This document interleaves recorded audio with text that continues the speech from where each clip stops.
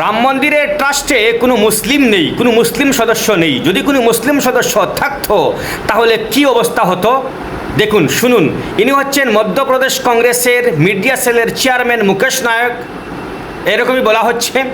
তিনি কি বলছেন দেখুন, যে রাম মন্দিরের ট্রাস্টে কোনো মুসলিম থাকলে কি হতো, শুনুন।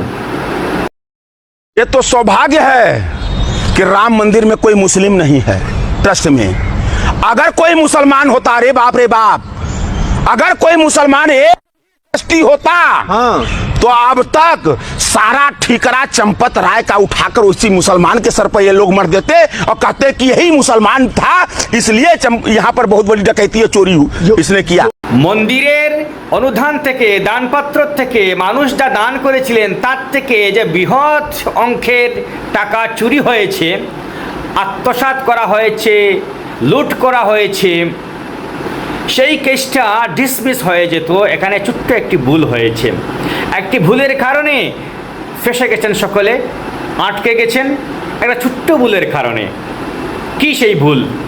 ভুলটি হচ্ছে যে ট্রাস্টে, মন্দিরের এই ট্রাস্টে যদি একজন মুসলিম মেম্বারকে রাখা হতো, একজন বা কয়েকজন মুসলিম মেম্বারকে যদি রাখা হতো, তাহলে এই মুহূর্তে তাদের উপর সব দায়ভার ছেড়ে দিয়ে, তাদের ক্রিমিনাল বানিয়ে, তাদের চোর বানিয়ে, তাদের উপর সমস্ত দায়ভার, সমস্ত অপরাধ চাপিয়ে দিয়ে বাকিরা দিব্যি ঘোরাফেরা করতে পারত। দিব্যি তাদের নিজেদের সাধু পুরুষ বলে তারা বলে ঘুরে বেড়াতে পারত। এখানে কোনো মুসলিম নেই। এই একটা ভুল হয়েছে, ট্রাস্ট গঠনের সময়ই ভুলটা হয়েছে। এই যে কথাগুলো বললাম, এগুলো আমার নয়, এগুলো কার কথা? মিম প্রধান হায়দ্রাবাদের সাংসদ আসারউদ্দিন ওয়াইসির কথা। তিনি দেখুন দেখুন তিনি কি বলছেন, দেখুন। आज हम आ रहे थे तो जहां पर हम होटल में ठहरे, मीडिया के लोगों ने हमसे पूछा कुछ बोल दीजिए। हमने कहा क्या सवाल है तुम्हारा? तो कहा वो चंदा चोरी पे कुछ बोल दीजिए, चंदा चोरी पे कुछ बोल दीजिए। मुझे याद है कि सुप्रीम कोर्ट ने अपने जजमेंट में कहा था कि 6 दिसंबर 1992 को जो हुआ वो एग्रेगियस एक्ट है, ये सुप्रीम कोर्ट ने कहा था। अब मुझसे पूछा गया कि बताओ आप इस पर आप क्या कहेंगे?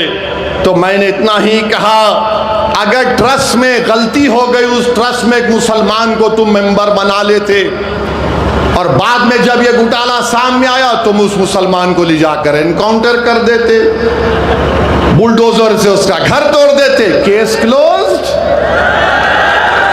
चंपक तो मजे में है, चंपक अभी पूरे चंपक मजे में है।